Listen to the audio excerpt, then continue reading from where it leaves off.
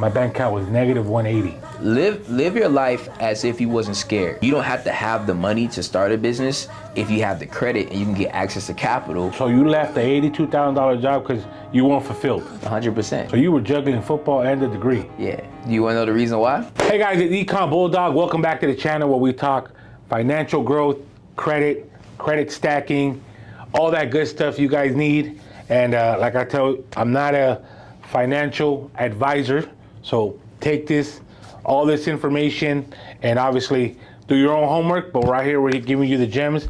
I got a special guest for you guys. So some of you guys already know him.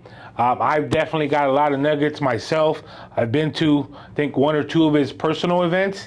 Look forward to going to the next one. So we got Stedman Waiters. Yes, sir. From Waiters Capital. Appreciate you guys tuning in. This is going to be a juicy one. So Sted, real quick. First, thank you for flying out from Vegas. I appreciate you for that. So Sted, real quick, take us back. Where'd you grow up? 100%, man. So started off, I was born and raised in Miami. You know, Miami, Florida. 305, the 305? You already know the Dade County. People, huh? Dade County. Oh, shoot. Dade County. Little Duval. You already know it, bro. You already know it, man. Playing football in the streets, you know, doing what kids do. Was moved up to Georgia, you know what I'm saying, around high school. Basically, I was good at football, so ended up playing football there in Georgia. My whole family lives there in Atlanta, Georgia. Ended up being good at football, getting a scholarship, playing at Georgia Southern, and from there, playing a little bit of CFL and then arena football. Came back right after I was done, didn't make it to the NFL, and luckily I was pretty good in college as far as a degree, got an electrical engineering degree, and got a job as an engineer. So I started off in the corporate America world. Most people would have stopped right then and there. They would have said, you know what, I'm an engineer, I'm 24 years old, I ain't got to do nothing else. But man, just the 9-to-5 grind, it just didn't fill me up, bro. Like, I just felt like I wasn't living in my full potential doing that, right? And I tell people all the time, I was underpaid, undervalued, and overworked. A lot of people look at a salary as if, oh, if I work 4 hours, I still get paid for the same amount of 8. But it usually works against you. You end up working 12 hours and get paid for 8 hours. You know what I'm saying? So you were, what's the most you made at your electrical engineering job? 82,000. Back then, right? Yeah. 2000, what would that be? 2020? Yeah, 2021. 2021. Yeah. Okay, cool. So you left the $82,000 job because you weren't fulfilled. 100%. I just felt limited in, like, I knew what I could do. I know I could be making more, and like you had a job before, so I'm pretty sure you can relate, right? I wasn't making no 82, but I was probably making 50.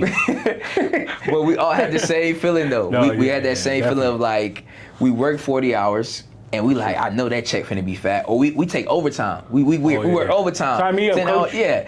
Overtime, give it to me. And when we get the check, and we like, damn, the overtime got ate up by taxes. Ate it up, and you're like, right? Man. It's never enough, right? And I kept going through that cycle. And at this point, I had no kids, no responsibilities, it's just me by myself, and I still felt broke after, you know what I'm saying, getting taxes or whatever the case may be. And I'm like, yo, I gotta find something new. As soon as that direct deposit hit, that payday that Friday, it was already being spent on bills. You know what I'm saying? I'm like, yo, I can't continue this cycle. And I knew that I was destined for something better. My purpose was more than just working a job, even though everybody thought I had it made. And that's when I kind of looked out and searched out for entrepreneurship. Nice. So shout out to you for doing football and electric engineering. Like, that's just engineering itself is hard. Yeah. So you were juggling football and a degree. Yeah. Do you want to know the reason why? The reason why is because of this. So during my recruiting trip to the school I went to, right? Because when you are about to sign a scholarship for football, you take recruiting trips to these different schools. At Georgia Southern, one of the seniors that I was hanging with was like, yo, if you decide to come to this school, make sure you choose a degree that's going to benefit you if you don't make it in football. Because he told me straight up, these coaches, they're going to try to make you choose an easier degree so you can focus on football. But when football is over, if you don't make it, you're going to be asked out, right? Okay. And he was telling me like, yo, I spent 5 years at this school and I'm going to the military. You know what I'm saying? He was like, I could have just went to the military after high school and been way further because he didn't take, school serious. Gotcha. And he chose a degree that they wanted him to pick. Ooh. So I knew I knew in my mind, like, I was gonna make it either way. I was either gonna make it in football or I was gonna make it in corporate America. And that's why I studied electrical engineering. It was the hardest thing ever. It was hard. It was hard as hell. But I got it done, man. I went to college and then I was seeing my dude's. She showed me his homework. He had a book stack like this, and then I opened it, and it was just like formulas and planning, and I was like, bro, I can't do this, bro. And then I can't do that, the man. thing about engineering that people don't realize is this, bro.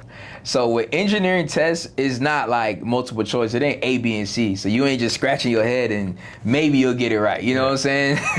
Like with engineering tests, you got to show your damn work. Like it's literally an equation, and you got to write that motherfucker out and show your work and how you got to the answer. It was times I tried to finesse and put the answer, and I still got it wrong because I didn't show the work that led to the answer. So it's tough, bro. It's hard, it's tough. My first, when I went to school, I went to SC. Shout out my Trojans out there. My first test, teacher wrote, "See me after class." And I tried to finesse myself with that assignment. Yeah. And it didn't go good. And it just kind of taught me like, man, I'm not prepared to come here. But you know, I held my own. Didn't graduate top of my class or nothing, but I got through it. You know, and I feel like sometimes that's what made me a better entrepreneur. Yeah. Getting through something that's hard as hell. Because I'm sure you was going through some tests. You're like, man, I got a football game. Like, how are you? Obviously, you wanted to get the job done, but your mind was also set just on football, right? Yeah. How'd you juggle that? I would say, honestly, and in this transition to entrepreneurship as well, just managing my time.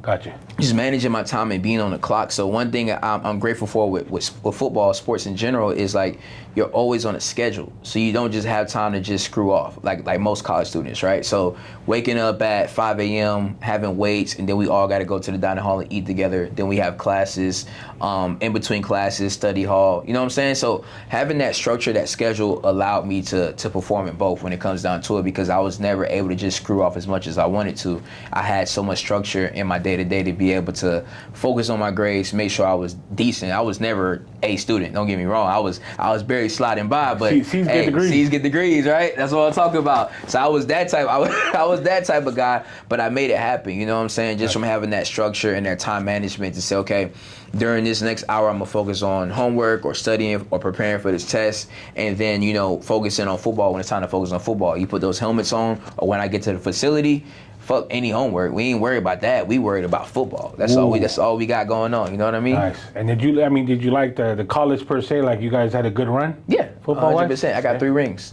3 ball rings. Yeah. Damn. Yeah. That's different. That's a put a little respect on my name right there. You already 3 know. rings, man. Good stuff, brother. And then so got out of that, found out, hey man, I'm worth way more. And then what was the first business that you started? Yeah, so let's take it back. So while I was working as an engineer, everybody thought that I had it made. My loved ones, my family, we go to family reunions. Yeah, my grandson, my son, my nephew's an engineer. Right? But people don't understand that title holds more than the paycheck.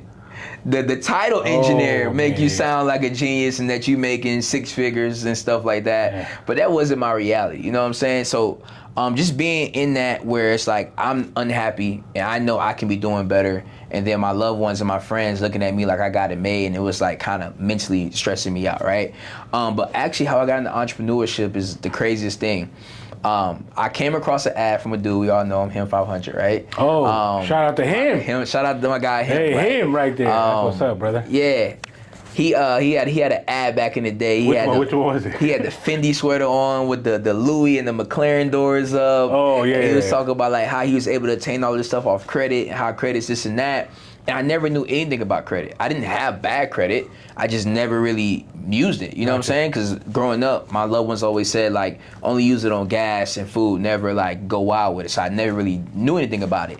And he was saying, like, how you can leverage credit to, you know what I'm saying, make money and also get points to actually pay for that type of stuff. So that was actually my first mentorship that got me into, I would say, credit and business, and understanding like you don't have to have the money to start a business if you have the credit and you can get access to capital, and then from there, you know what I'm saying, be able to fund your dreams, I would say.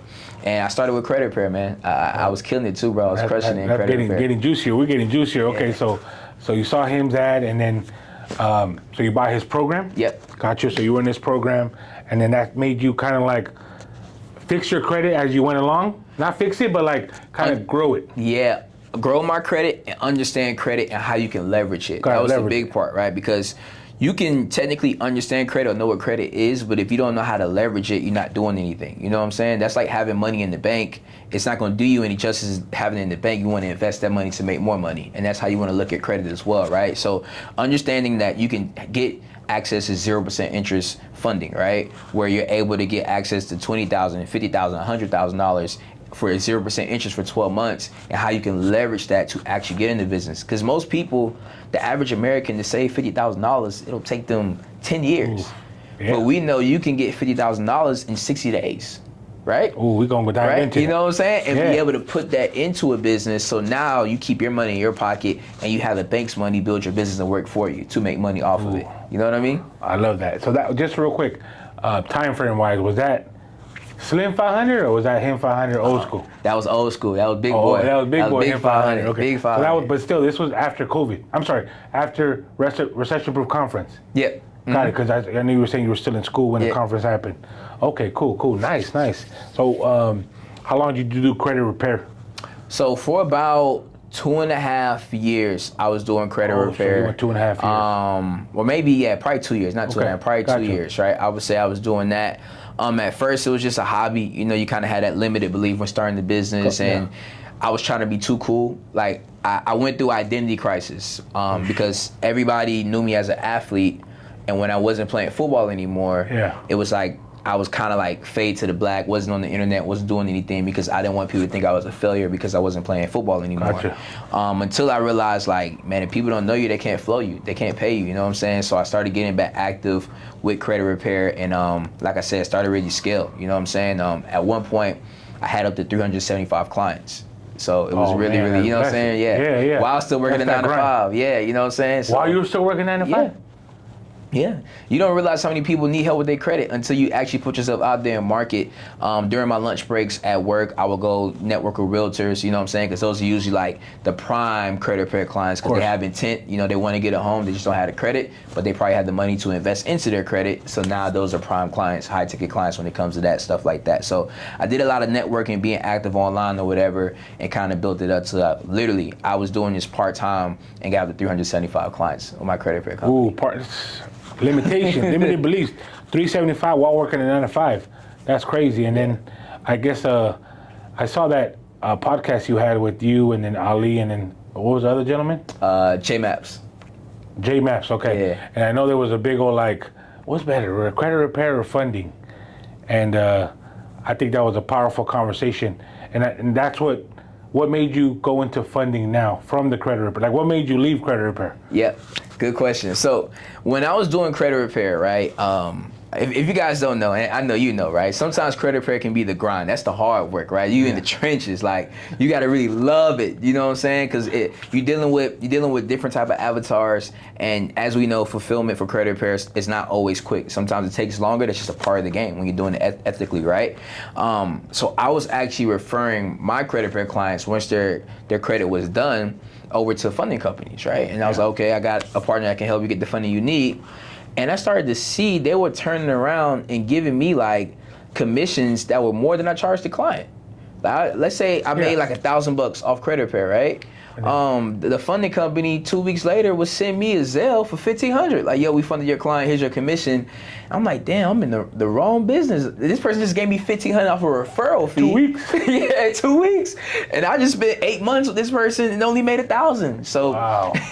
I started to say, okay, you know what? I think I'm on the wrong side of this business, especially with scaling it and really wanting to do bigger things. So got into the funding space, paid my biggest mentor, $25,000 that I did not have at the time, right? To actually learn and kind of just built up to where we are today. Funded $40 million. I got 10 sales reps, so blessed. That's blessed, bro. And I remember that story that you told, right? Like he paid $25K. You know what I mean? And I feel like people don't pay that kind of money, so they can't charge that kind of money. Facts. Different level to levels to this. And that shows, right? Like we talked it, converse before this pod, and Sted's not afraid to invest. I talk about this because we were in a room doing a podcast. We were in a room last week, and we raised your hand if you've made $250,000, small, like probably like 3 people's hands went up. Everybody else never made that kind of money. So what does that tell you? That you're scared to go back to zero. Facts. Right? And then I showed you guys, because you guys know I've been transparent. Since I started my business, my bank account has never been negative. 100%. Until that day of the meetup, my bank account was negative 180. Wow. And I say that proudly. You might be like, what's this proudly talking about? Like, I have a lot of assets. I got $400K in equity in my house. I got a good stock portfolio. I bought a condo in Peru. Oh, wow. Right? See what I mean? So I'm like this 180, like, we got the formula down. Like, I'm not scared to go back to zero. And then we were at another meetup last week, and then Mark was like, hey, why don't you show him the bank account now? Like, he said that. And I was like, no, I need some more zeros before I show the next one. But it's the truth, guys. Like, don't be scared to go back to zero, right? If you're making some money, maybe you made $5,000 that week. Well, throw $2,500 back into whatever's working, and you're gonna see it flow more. If you gotta throw $5,000 into it, you know how to make money. You make money, right? We know how to make money. I feel like we don't know how to invest money. And I'll give you guys one thing, okay? You guys are probably watching us through $1,000 iPhone, right? iPhone costs about $1,000. But how many of you guys are watching us, right, have at least $1,000 in Apple stock? Facts. So you can't say you can't afford it, because you're talking to me through $1,000 phone, and I'm just saying, like, even that little nugget, you might be like, oh shoot, he right. I got $4K in my bank account. I mean, you believe in the product. You guys gonna laugh. Look at my phone right now. I gotta get a new one, by the way. But I gotta get the new iPhone. And I show you this because, like, this phone makes me money, cracked or not. All right. But if you have a phone like this, $1,000, $1,500, at least get the same amount in Apple stock. 100%. Because that's gonna grow, right? That's money working for you, not you consistently working for the money. Yeah. And if you're a business owner, one thing that I teach my students and that I do myself personally, right? Whatever your top line revenue is at the end of the month, always reinvest 30% back of that into the business, right? Because the reason why, that's how you scale fast. A lot of people in business, they make the money and they think all the money's there. And it's like, nah, we still got to put money back into the business to continue to grow it, right? Because if you don't understand how to market, if you can't get leads continue to come into your business, then you don't have a business, right? You got to continue to reinvest to build something bigger, and then delay gratification. People make 10K a month and they're excited. Oh my God, I made 10K a month in my business. Nah, you only made 7K, because we got to take 3,000 of that and put it right back into the business to get your 15K or 20K a month. You know what I mean? So just understanding reinvesting into assets, but also reinvesting back into you, whether it is mentorships, personal development, or putting that back into the business, because it's always going to pay you out over time. You know what I'm saying? And then the biggest nugget that I left out was like, yeah, I may have a negative 180 back then, right? But how much credit do I have? I make sure my cards are paid off on time. Like, I just made a, $15,000 Amex payment on the Gold Amex card. Like, obviously that hurts. Yeah. Because I'm like, I'd rather see that in my bank account. Facts. But most people, they got the low balance on their bank account, and they got no credit, no leverage. They got a business, but they don't have business funding, right? They got a business, they got bad personal credit, right? And that's what I'm saying. I'm just, teaming up with people. Everyone that you see on the pod is someone that I value, and I want them to share information. We're not just bringing out anybody just to come sit down and then chop it up. We've been doing this, like, we've been trying to do this for the last, I think, 5-6 months. Facts. Right? I'll give you guys a little fun fact. I booked a hotel. I think we booked a hotel, and we were supposed to do this. I forgot what hotel was it? Fontainebleau. Yeah. And that day, the day before, guys, I got an anxiety attack, and I went to the ER, and I felt bad, right? Because I'm like, dude, I'm supposed to go with Sted, and the next day I was gonna go. Yeah. And my wife was like, hey, babe, I don't think you should go. You just had that, let that kind of simmer down. And I was like, but we already booked it. Yeah. And it kind of made me rethink a little bit. Hey, you know what? I know we're not going nowhere, but at the same time, my health is the true wealth. So So that kind of made me realize, like, damn, dude, like you know, it's things are meant to happen, but you know, if it doesn't, you know, don't sweat it, right? And that's why I'm glad we reconnected again, and you know, I can't wait to go to Vegas and you know, chop it up with you out there. But yeah, so going back to this whole entrepreneurship journey, what is like one of your lowest points in entrepreneurship? Low point, like I'm talking like you start doing this and you're like, man, maybe I should have kept the engineering job. I would say, man, 6 months into me quitting my job. 6 months into me quitting my job, that was one. I'll talk about that, and then actually working my job and building my business. But 6 months after quitting my job, well, let me say this. My first month after leaving my job, I had my first 50K month, and I was like, it's up. It's up. 50K month? Yes. Like literally, I was making around 15K, I would say, a month while working a job, right? But once I was able to put all my focus and time into the business, I had my first 50K month, and I said, oh, this shit's easy. But with that, sometimes as entrepreneurs, you think money's gonna last forever, your expenses start to increase, and you know that 50K, that last month ain't 50K this month, you know what I mean? Start living off the money. I wasn't reinvesting like I told you guys that you should, right? So a low point I got to there was actually when my account went negative. My account went negative, and I had to live off of my credit cards for about 2 or 3 months. Like literally using my credit cards to pay my rent, pay everything. I'll probably get some money and just pay the minimum, you know what I'm saying, just to stay afloat, right? While I figured out how to actually build a business. And that's when I got another mentor to actually help me to actually build my business up and have best practices in business by being responsible, reinvesting back into the business, not spending your money. You know what I'm saying? Always trying to figure out how can you market better in the marketplace to become better, right? So that was one, and that was like when I was full-time entrepreneur. Another low point, man, I would say was getting to where I can leave my job, bro. When I started my business, I was working so hard. Like going to a 9 to 5 and then working from 5 to 9 on your business is the tough work, man. Waking up early, I used to wake up at 3 a.m. just to, you know, print out dispute letters, lick them, and then take them to the post office before they open. You know what I'm saying? Putting in the work. Yeah. I haven't licked one envelope in my life. Shout out to Letter Stream. You know what I'm saying? But like I was doing all of that, the dog work, you know what I'm saying? But the people around me wasn't happy because I wasn't in tune with them. And I'm a big family and energy type of person. So sure.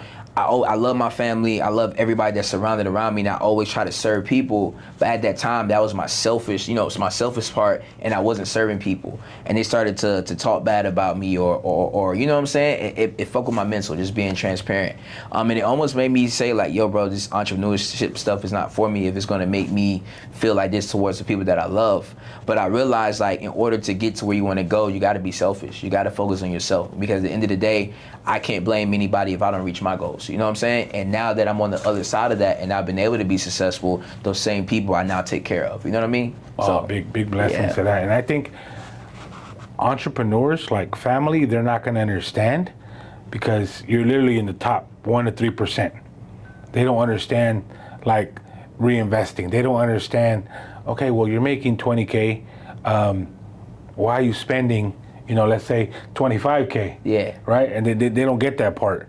And you don't have to really explain it to them, because they're not going to get it at all. You know, Andy Frisilla, I think, spoke about that. You stand out from your family to do what you do, or else you be clocked in on a 9 to 5. And I struggle with that, because I was working security 9 to 5, and I was doing my Amazon thing, and I was getting chewed out by my lieutenant because I had fucked up, and I literally, as he's chewing him out, someone just sent me like a Zelle for $2,500, and then I'm like, you know what? In my head, I'm like, all right, LT, I think I'm out. Like in my head, and I left, came back an hour later, and I just turned in my badge, right? Because I was like, dude, I'm getting chewed out. I'm not all in, because I was like 1 foot in, 1 foot out, until the moment he was chewing me out.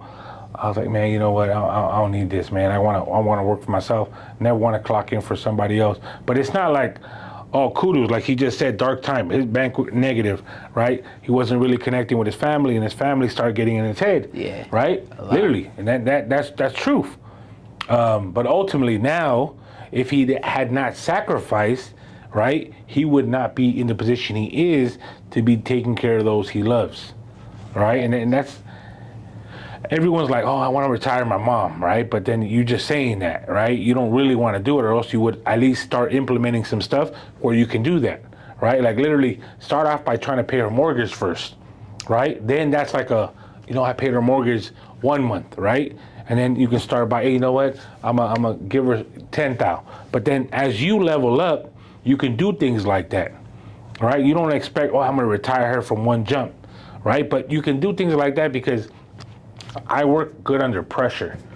Do you operate good like that? 100%. I feel like you gotta have that pressure under you, and I think that goes back to football. Just like when you're on the field and the fans screaming, and it's third down, 3rd and 1, you gotta stop them. You know what I'm saying? So I feel like pressure makes diamonds. You know what I'm saying? The same way a diamond is made, having to go through all that heat, all that pressure to become a diamond. That's the same thing in entrepreneurship. So all the adversity that you face in entrepreneurship, it's just there to build you into the person. Because if you look at it like this.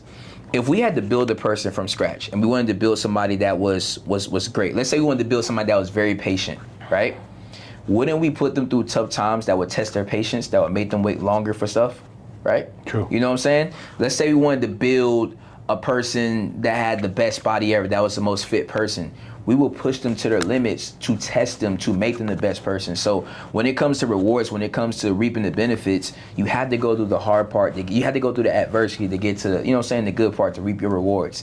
And one thing I tell people is like, there's no such thing as a low-risk millionaire. There's no such thing. There's no such thing as a low-risk 6-figure entrepreneur. There's no such thing. Everybody in some way, shape, or form had to take some type of risk. Whether it was a financial risk, investing into yourself, investing into whatever, right? Whether it was a health risk, a lot of us, we put our health to the side and we focus on the business, right? Oh, yeah. And our health, you know what I'm saying? Whether it was a family risk, where we're not giving our loved ones the amount of attention that they want, or we're not serving our relationship like how we want to because we're focused on a goal, right? There's always some type of risk involved in getting to the next level, but what happens is once you reach that level, you see that it's not as bad as you thought it was, and now you're able to pour into those people because you risked it all. You know what I mean? And they say the biggest risk is not taking any. Facts. You know what I'm saying? That's heavy. And that's what so many people are at. Like, so many people want to do stuff, but never actually get started. And instead of actually getting started to make themselves feel better, they just use excuses as, oh, that person's lucky, or oh, my leg hurt, or oh, this happened to me, oh, that happened to me. But they don't understand, like, there is no excuses. The people that are successful are still working like they're unsuccessful. Like me, bro, I'm gonna be honest with you. Even though I'm successful, made $1 million in 10 months, all that good stuff as well, I still work like I haven't made $1.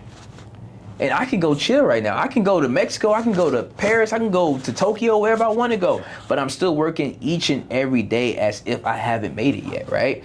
And I studied this, and that's the 1% mindset. So the 1% mindset, Michael Jordan, anybody, right? Even Michael Jackson, Mike Tyson, anybody, right? 80% of the time, successful people work like they're not successful, right? And it's only around 20% of the time that they actually enjoy the reaps of the benefit. They only see, well, I put that back. 80% of the time, successful people work like they're unsuccessful, like they're always behind. 10% of the time, they actually enjoy their success and actually say, I am successful. And then the other 10% of the time, they're worried about somebody catching them. Like I can't slack off, because if I do, somebody's gonna catch me even though I am successful, and they're gonna conquer me. You know what I mean? So that's the 1% mindset. If people that are extremely successful think like that, if you don't have anything, why do you think that? You know what I'm saying? Like, why don't you think like that? So that's one thing I want to bring up too, man. That's true, because I always personally feel like I'm not doing enough. You know what I'm saying? I really mean that, and sometimes I feel like, oh, well, like I seen that one video that you did, like it was with the camera up, and then it was like, doing the Alex Hormozy. Yeah. And I was just like, damn, that's a good idea. And I've been thinking about that ever since he posted it. You know what I'm saying? But what does that make me feel like I'm not doing enough? Because I could, ain't no thing, right? Like, okay, it's just setting it up and prepping everything together. And I feel like as an entrepreneur, it's like we look at another entrepreneur, and it's not like on a comparison tip. It's more like, damn, that dude grinding hard. Let me lock in more so I can not grind harder than him, but just show my true game. Yeah. You know what I mean? It's encouragement, man, and that shows that it matters that you care about it. Because people that don't care about it, they're gonna be like, that's him, or they're gonna make an excuse why they can't do it. But that's a burning desire in you to say, okay, Sted or Alex Emoji or somebody's doing this. I know I can do that too. Let me get on my bandwagon. Let me get to doing it. You know what I'm saying? That shows that it's important to you. You know what I mean? And I think a lot of people, they would. Do you think in our space, just overall, and I think the people just are different, you think there's a lot of envy in our space? Yes. But what I realized with envy, and at one point just being transparent, I was envy of people as well. Why? And I'll just be transparent. I feel like a lot of people in our space, or just in general, they're not better than you. They may not have a better service or product than you, but they understand marketing to an extent that you don't understand it. So they're naturally doing better than you because they know how to market the right way, right? Gotcha. And sometimes you become envious because you know you have the better product or you're the better person, but you're not getting the benefits or the validation that they have, right? But what I learned with enviness, it's just something that you haven't figured out yet that kind of gives you a little bit of jealousy. So instead of being envy, what I started to do is just reach out to people and ask them, hey, how are you doing this? Being a humble person, right? Reaching out to them, and my envy went away because it's all it is something that person knows that I don't. It's a knowledge gap. Once I get that knowledge, boom, I'm able to take off. You know what I mean? So I kind of move away from being envy and just put my pride to the side and just ask them, like, if somebody's crushing, if somebody's doing good, hey, how are you doing this? Like, I want to learn because at the end of the day, we're here to learn. We're entrepreneurs. Every day is going to be a learning lesson. We're never going to be perfect. You know what I mean? So if we can take that envy, put it to the side, put our pride to the side, put our ego to the side, and just ask people, have a great conversation and give them their flowers. Yo, bro, you're crushing it right now, bro. I see you everywhere. You're doing amazing, man. Like, how are you able to do this? It kind of takes away that envy. And like I said, now it becomes love. You know what I'm saying? It's energy. Like, how did it feel talking about, like when you went to go get we're talking about that right now, like when you went to go get your awards, and people came up to you, I mean, do people recognize you? Yeah. And maybe in the space or maybe even Vegas, because I feel like, that's your, I don't want to say hometown, but that's where you move. My hub, yeah. Yeah, that's your hub, right? Yeah. Do have people came up to you and like, hey, I see you on YouTube, or maybe, hey man, I watch your stuff, man, kudos to you? Yeah, so in Vegas, I do get it quite a lot, and it's kind of weird sometimes because we're entrepreneurs. A lot of entrepreneurs, they make money, but we low key. You know what I'm saying? People may see your car and be like, oh, what you do, but like, we're not influencers some of the time, so it's not like our name is just everywhere, right? Of course. But yeah, once I started really crushing it, I get people in Vegas that walk up to me all the time like, yo, bro, I seen your ads, or they'll see me in my McLaren or my Rolls-Royce and be like, yo, I seen that car. You know what I'm saying? I know who that is, bro. I knew that was you. So that does happen in Vegas. And then at the event, when I got my over 100K in a day award, everybody, man, was just like trying to figure out like what I do, how can they do it too. So it was great because I look at that and I'm like, I was in their shoes as well. And then when I got my 7-figure award, making over $1 million in 10 months, man, everybody was just like, yo, like, what are you doing? I need to do it now. And it's more so, it's a good feeling to me because I used to be that young dude that was sitting there wondering like, that's gonna be me one day. I'm gonna be getting a plaque, $1 million plaque one day. I'm gonna be doing that. And to kind of do it, it hit me in the moment. Like, I'm not gonna say I have arrived, but I reached my goals and I had that aha moment. And you think back to that person when you were younger, when you were sitting in that chair clapping for somebody else, and you think in the back of your head like, that's gonna be me one day. And it's like, damn, it happened. You know what I mean? It's like, it clicks, like what I'm doing is actually working. You know what I mean? I love that. Yeah. I know my boy. He said McLaren.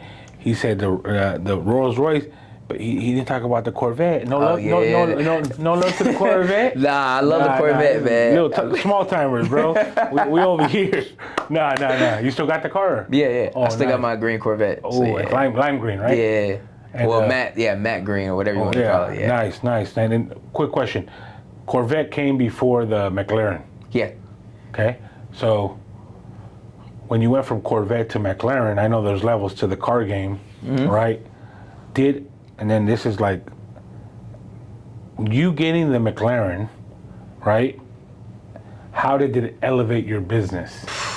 Like, you know what I mean? But kind of like more so like, what I wanted you to share the audience is literally like, because I feel like they'll leave this part out, and I want to make sure you guys are getting value. Like, and I know you've been straight up since day one. So, like, how much was in your bank account, Yep. when you had the Corvette, the McLaren, right? How much down payment and how much all that investment trickled to, like, it took me 6 months to get my money back, or at least, you know what I mean? Yeah. Kind of like that. Perfect. Navigate that. So I'm gonna explain it all the way from the jump, and then obviously I don't think I ever told you I got my McLaren 0 down, so I didn't actually have to put any down payments down when I got my McLaren.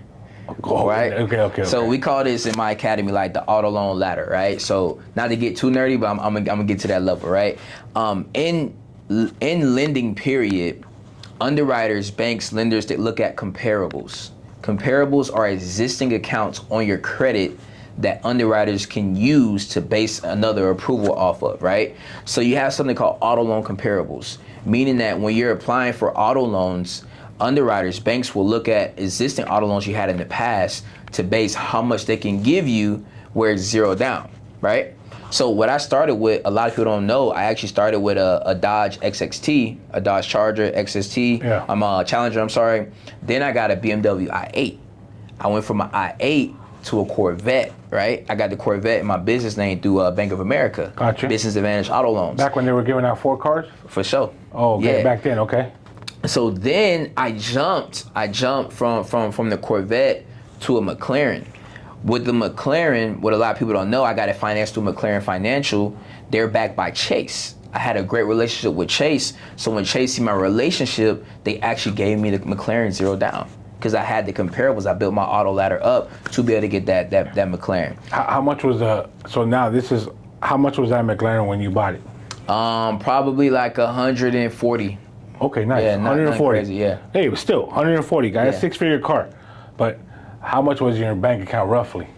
At that time, I think I had about 70,000 to my name. Hey, So, okay, that's bless up, 70K.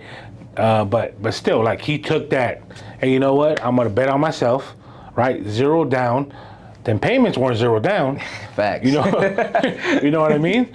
But I think mindset-wise, it does a whole shift to you that most people are not gonna get that part at all. And it's like you can give real deal examples that they will get, right? You got to understand that in business, a lot of times to get into the doors, you got to be able to have certain things, right?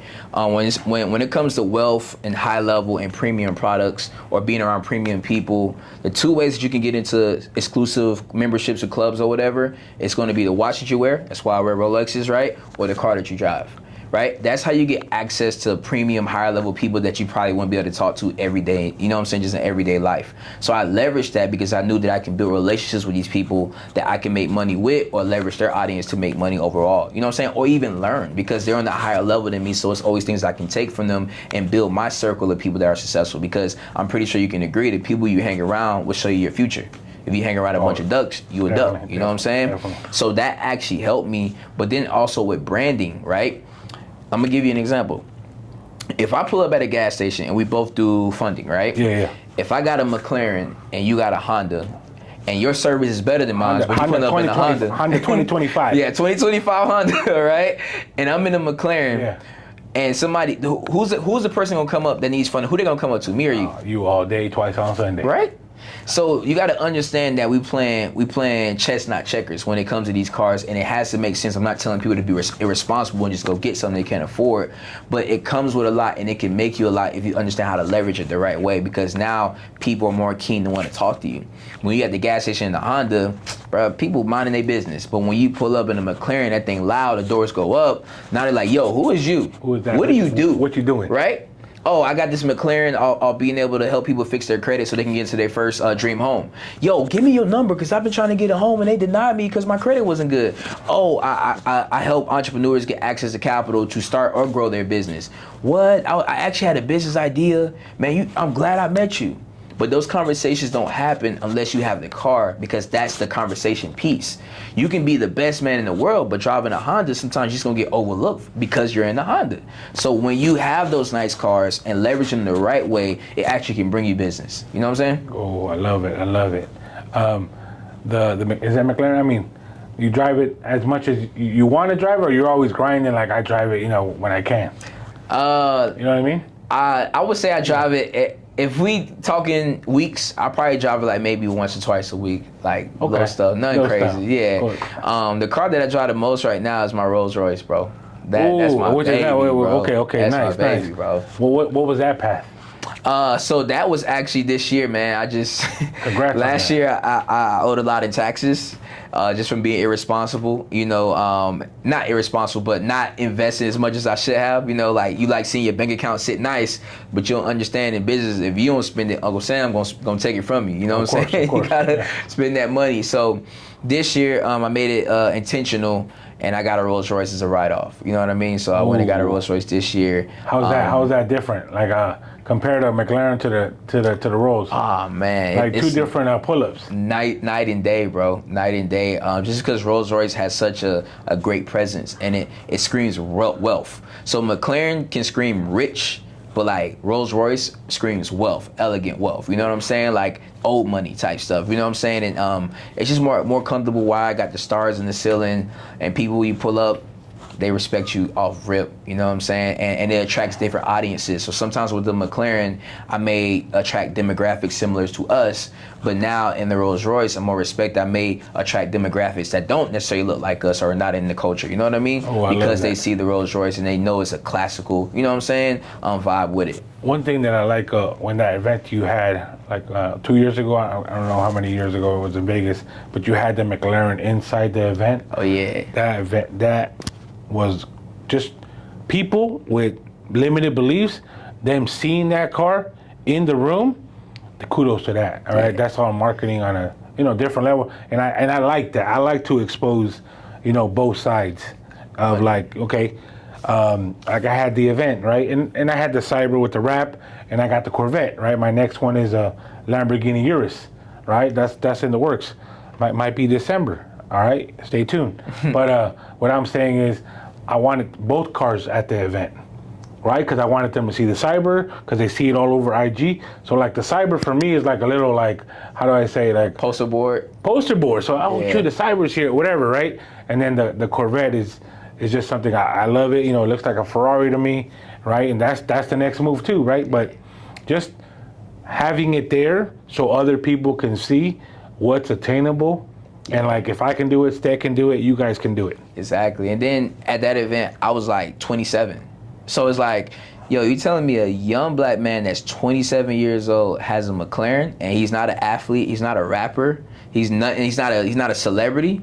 You know what I'm saying? That shows you that everyday people, if they put the work in, put the effort in, you can change your life. You can change your life in 1 year if you stay consistent with it, man. You know what I mean? And I like to do stuff like that as well, because a lot of people think in business, you gotta be in business at least 10 years before you see success. And that's not really true at all. It's really an information gap that stops you from seeing success. You can see success in the business in your first 6 months or a year if you have the right information, then you implement and execute on that information to get the result you're looking for. Oh, I love that, man. And which is, we're gonna talk about congrats on your 100K in a day, guys. Now, we're not talking about 100K in a month, 100K in a year. We're talking about 100K in a day. Congrats on that. Appreciate it. That's the next goal for me, 100K in a day. But beyond the 100K in a day, how many lives is he impacting, right? How many, is your following like same age demographic, would you say, 21 and maybe 35?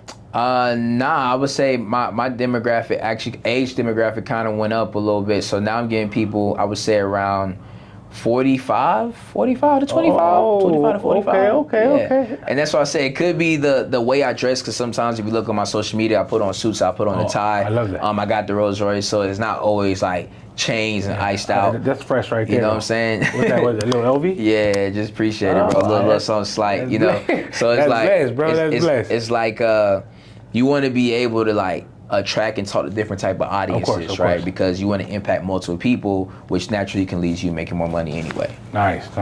So before we give away, give you guys some gems that he's gonna drop for you guys. What's a good, I guess, because I know you're more, you've done both sides. You've done personal, you've done business. What's a good maybe personal funding hack that you can share with somebody? All right, that maybe you've helped students get the personal first to get to the business. Yeah. Is there anything that comes to mind? Yeah. So one thing I would say, and I'll talk from two perspectives, just to kind of help people out. If you're in the credit building phase, meaning like you're trying to get into the credit game, you don't really have any credit established, you may just have some credit builders, some kickoffs, some sales and stuff like that. Those are cool, but what really has set my students and my clients up for success is secured products.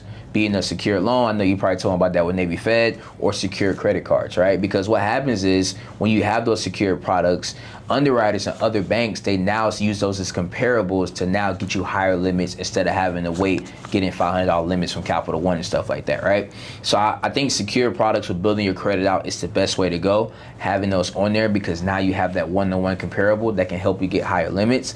And then I don't think a lot of people are leveraging pre-approvals, bro. I think we all should be leveraging the heck out of pre-approvals. I know you talked about the Navy Fed pre-approval, but you got American Express. I love, the pre-approvals. Yeah. What's your best pre-approval that you like? Top three, maybe? I would say American Express is really, really good.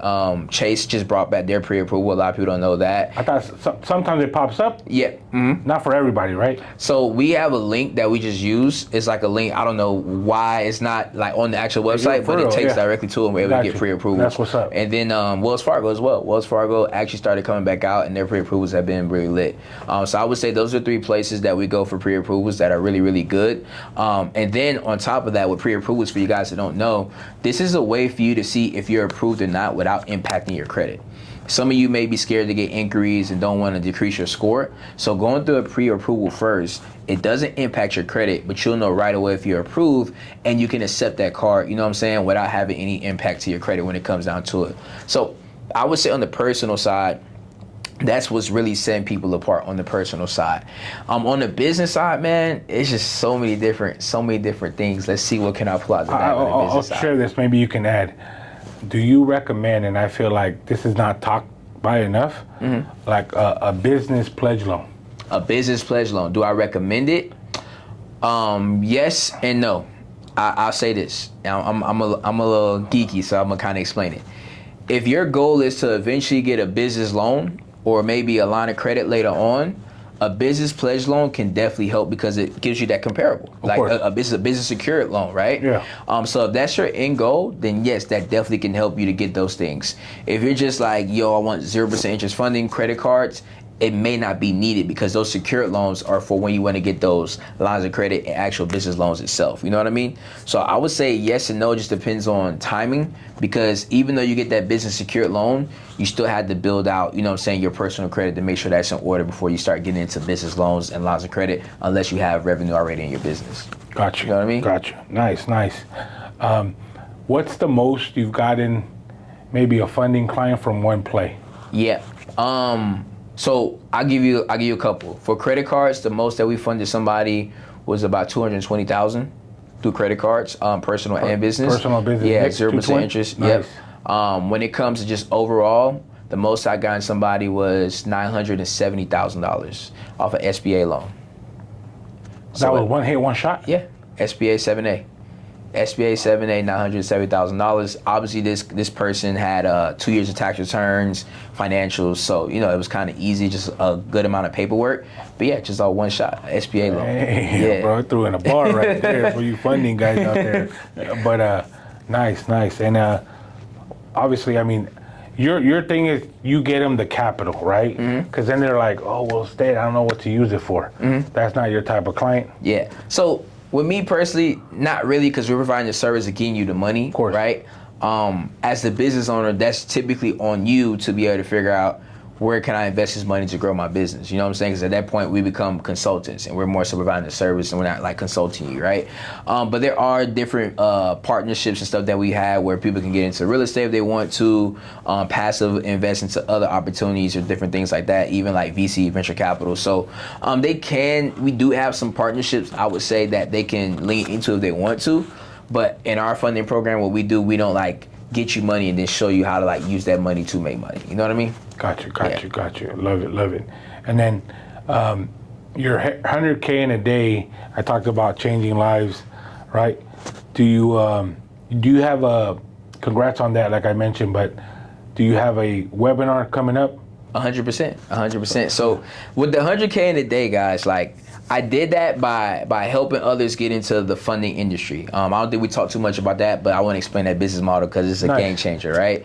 The funding industry changed my life. It can change a lot of people's lives. With funding, you're helping people that want to get into business or are already in business get access to money. So we simply sell money. That's what we do. When you sell money, you actually get paid for it. I know that may sound crazy. This dude is selling money and getting paid for it, but that's exactly what happens, right? And on average, we earn 10% commission of whatever we fund. So if we get somebody $100,000 in funding, we earn 10% commission.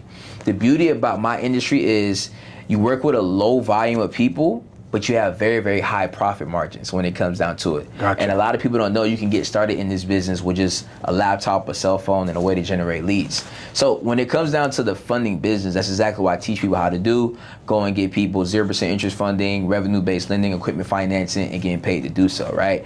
And using those strategies, I've been able to not only build a 7-figure company myself, but have students doing 50K, 70K, we was talking about before, but even 100K months. 100K, nice. You know what I'm saying? So Gotcha. Having that strategy in play and just offering that service has been life-changing.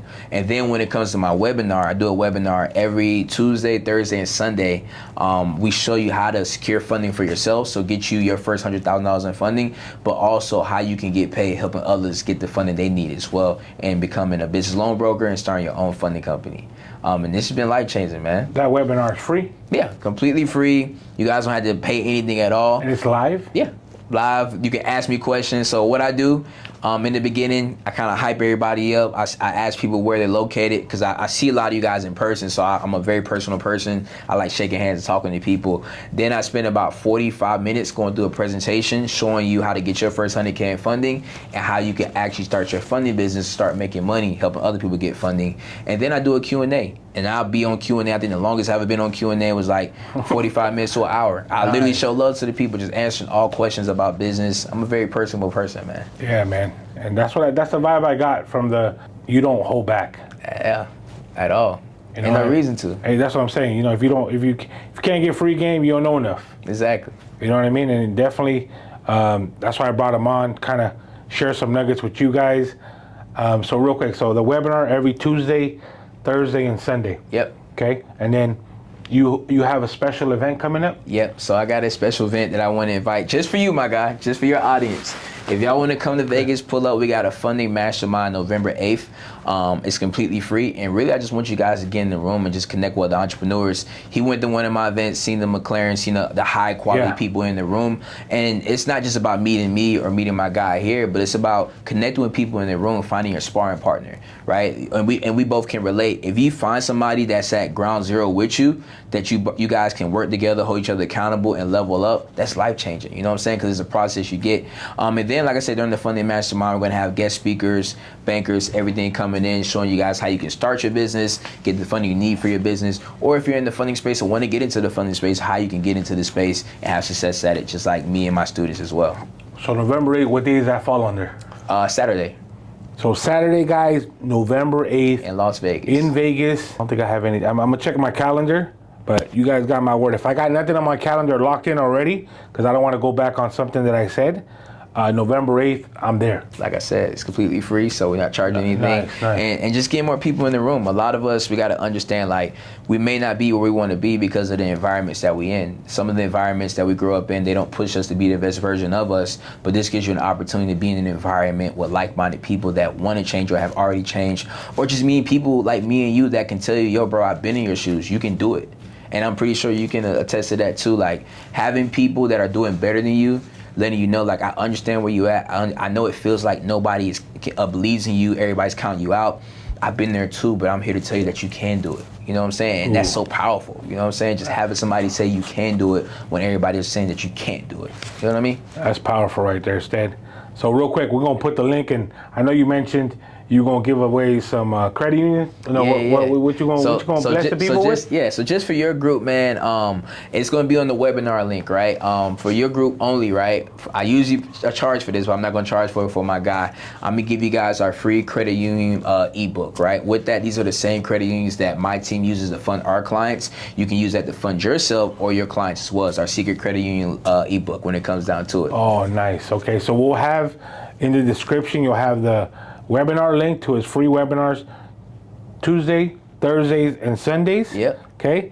and then we'll have the secret credit union list that he's gonna throw in there, and then we'll have the link for you guys to pull up to the event. So you guys can't miss my guy Sted right here. You guys, opportunities are there, right? I feel like a lot of people that watch my channel, right, they see the value, but only really few people actually execute on the value. And you'll see, the more you execute, the more you'll get ahead, right? Despite little L's that everyone takes L's, Yeah. right? He just spoke about his L's, negative in the bank account. My L's, like, you know, I keep taking L's, right? It's just what it is. I'm not going to be here and say, yo, I got everything figured out, because I don't. But I genuinely just want to bring on people here like Sted, just giving you guys the information that you guys need. Ultimately, you might be looking at me and you're like, man, I hate my 9 to 5. No one's saying quit your 9 to 5, right? Start that side hustle, all right? Until your side hustle start making you, paying you more than your 9 to 5, then go all in. Or if you bet on yourself, hey, go all in if you feel like, you need to. And any last words for the people, Sted, like real talk? Live your life as if you wasn't scared, right? Live your life without fear, right? A lot of us know what we should be doing, but we're so scared of what could possibly happen. And you just want to do what you would do without fear. And that's usually where the success is at, right? And then another thing, all of us, we have that alpha version of us, right? Every single one of us, we have that version of us that's doing everything that we know we should be doing, but we're not doing. What do I mean? If you're focused on health and you're sleeping in, right? You're not going to the gym. The alpha version of you is going to the gym every day and showing up. If you want to start that business, right, and you saying, oh, I don't have time, or all of this, you making excuses. Well, that alpha version, they're doing all the same they have all the same responsibilities as you, but they're also making time to start that business to actually execute. Because my guy just said it too, right? So how I live life and how I've been able to have so much success is I compete with that alpha version every single day and make sure that motherfucker don't outwork me, right? Whether it's health, whether it's wealth, whether it's just being the best family man, being the best person, being the best whatever it is, I try to compete in all areas, and that's what brings out the best in me. We only get one life, and time is the most valuable thing that we have. And every day that you're not living in your purpose, you're wasting time. So I would just say take that and just execute. Like my guy says, it's a lot of valuable information. He's going to continue to bring great people up here. And we all started where you guys are at, you know what I'm saying? But instead of looking at it as a disadvantage, we looked at it as an advantage, and knowing that our time will be coming, we executed. So a lot of people that watch me, you guys live in Vegas, pull up to that event, November 8th. Like I said, I'm going to be there. If I got nothing already booked, but I should be there, and I want to connect with you guys.